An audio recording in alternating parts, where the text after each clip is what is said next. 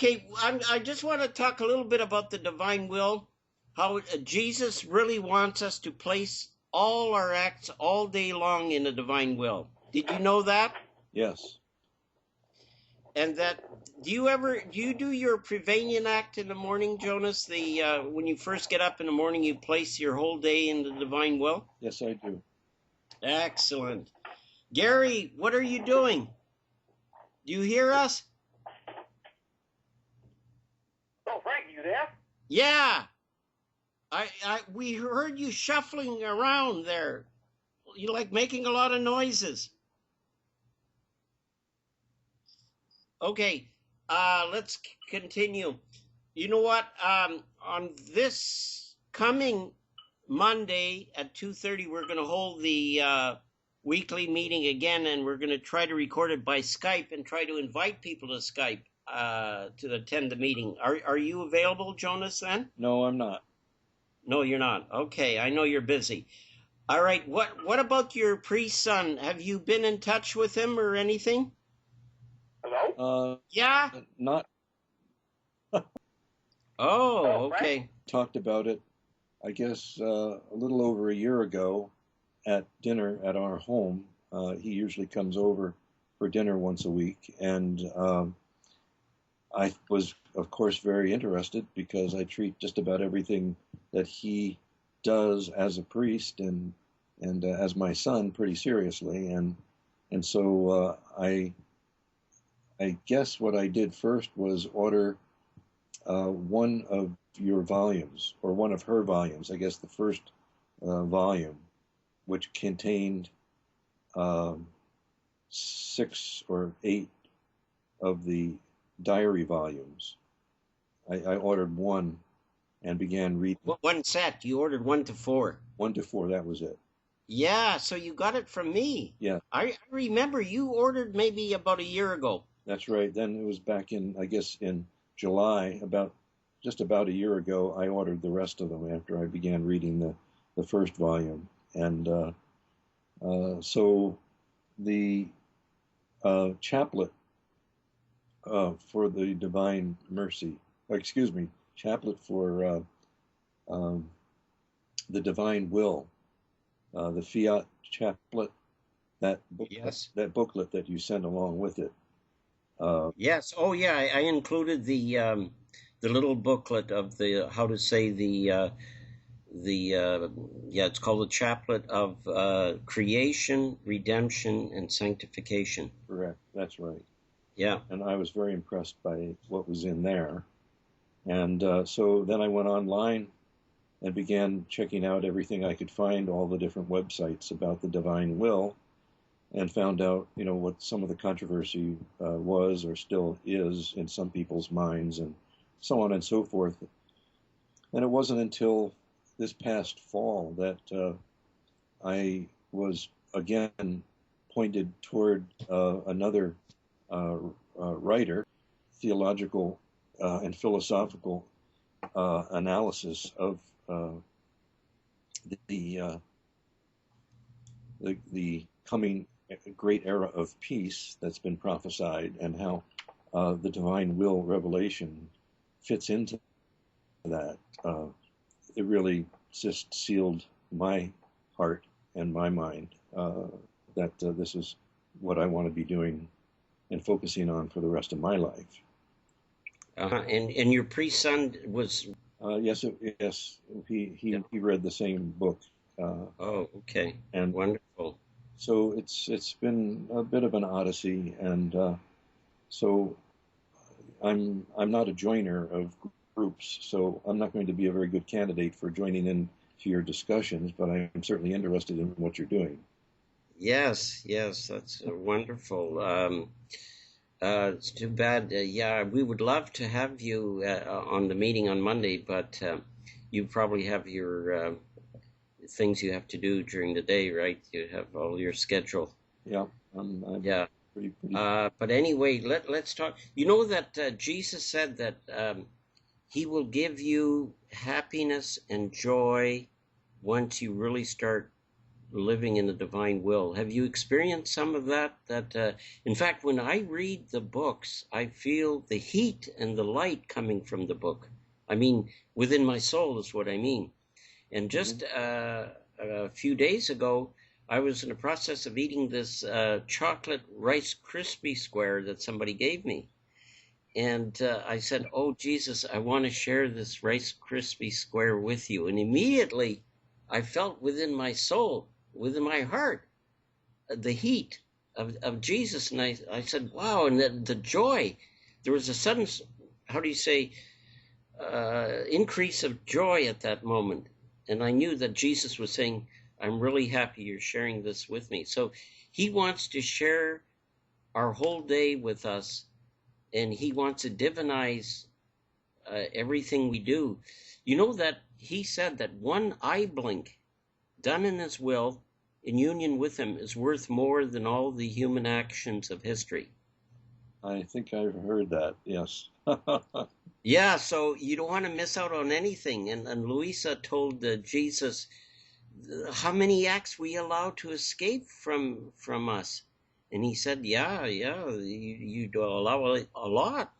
But, you know, when we work on it, when we try, and even if we fail for hours, we just place them into divine will afterwards as if we were at that moment. And I believe Jesus says that they will be counted as acts in his divine will. And he even goes so far as to say he will do them for us if we unwittingly miss out on some of the actions we do. So right now we're placing this conversation, this video conference, in his will. So Jesus could actually speak in each one of us. Are you hearing that, Gary? Gary, are you with us? Oh, wonderful. I'm so happy. And Jesus is happy too, of course.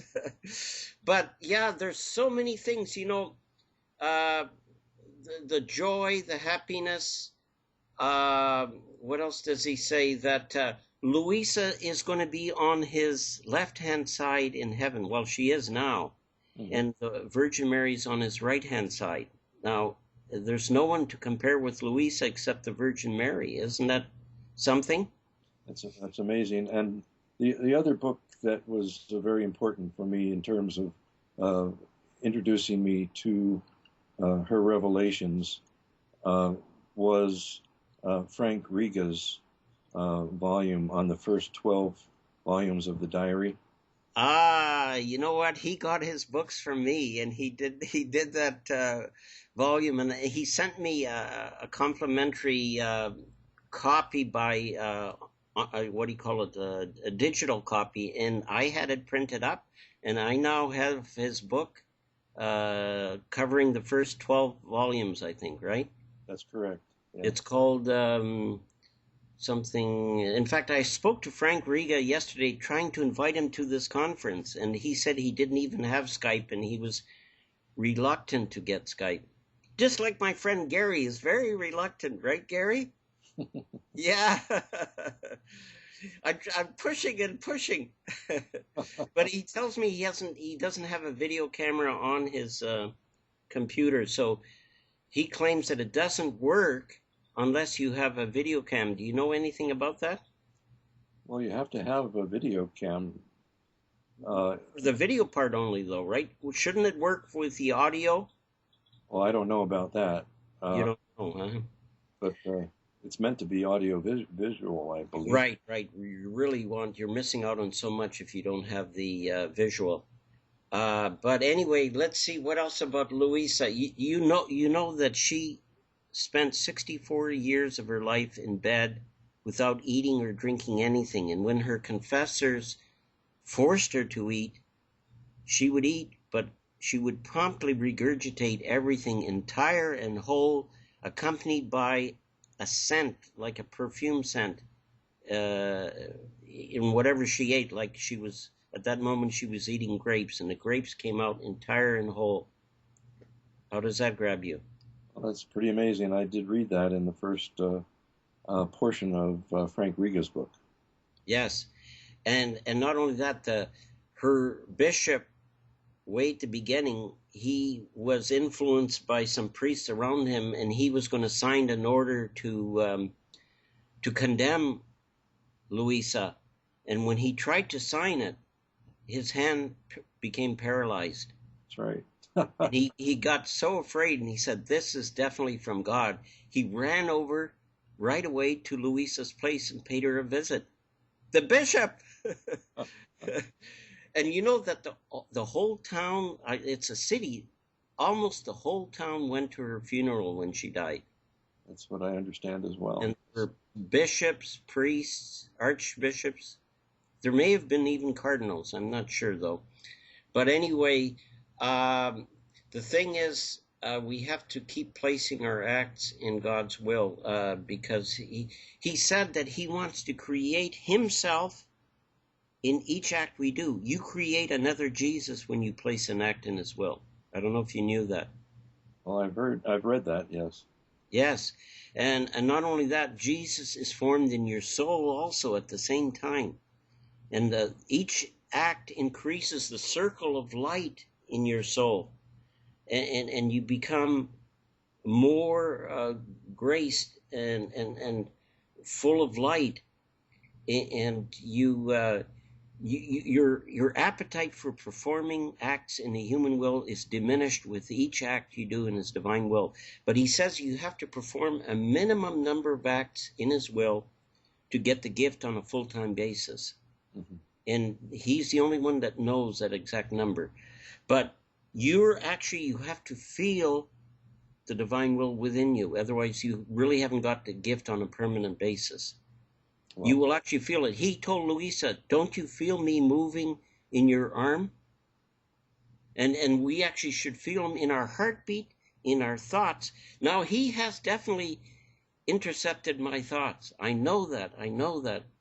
You know, because there's all these people who poo-poo the divine will, or who are saying, you have to obey the Bishop of Trani, although this bishop is not even my bishop. And I was thinking about that, and I was eating my dinner, and all of a sudden the thought came into my mind, let the dead bury the dead. And you know where that's from, Gary? Exactly. And to me, that meant pay these guys no attention. If they want to die and try to get other people to die, I mean die to the divine will, because they're trying to tell people to stop reading, to stop everything. He says, let them be. They'll get their own reward. They're digging a hole for themselves. What do you think, Jonas? I agree. Yeah. And do you think that could come from me? Absolutely not. I knew it was not from me, because that was the answer I was looking for.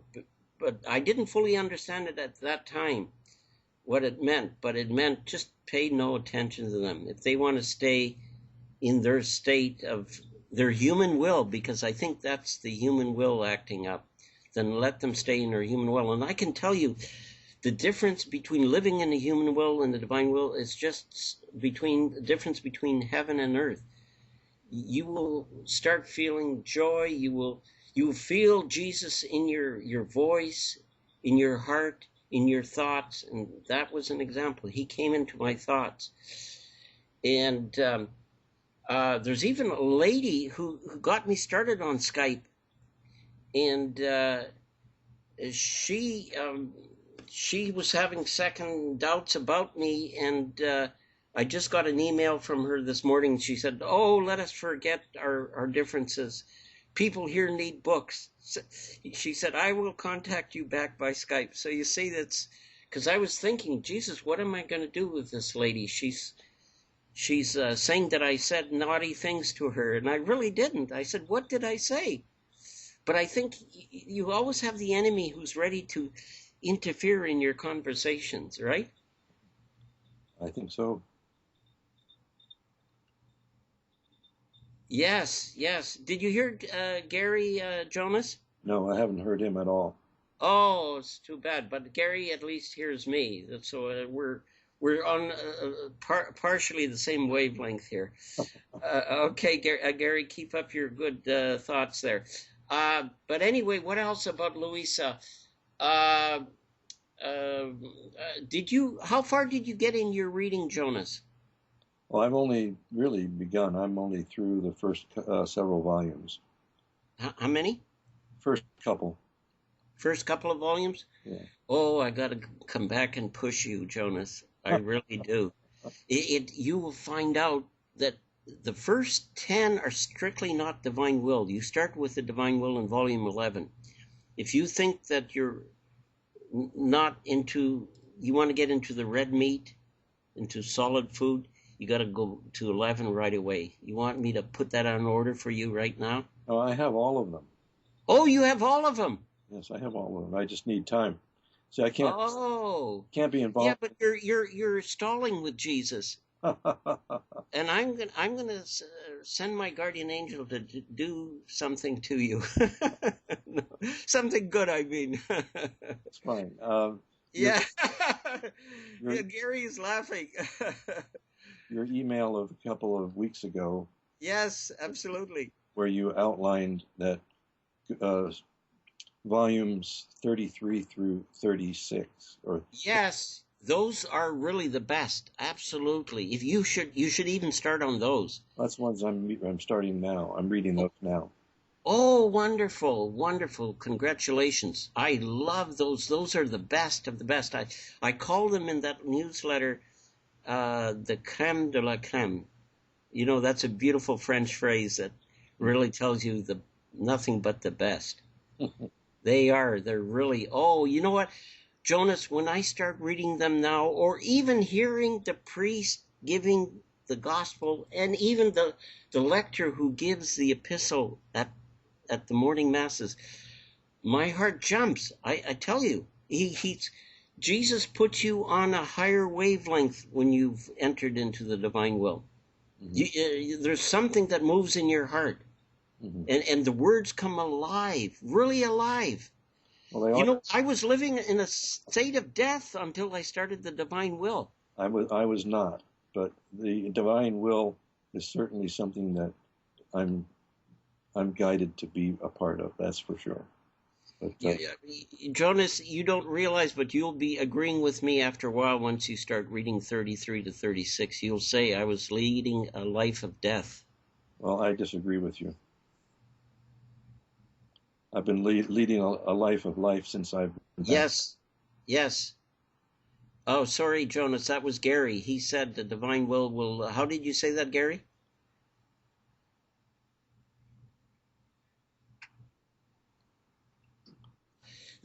No, you hit it on the head, Gary. That the divine will has to do everything in you before you're able to do it.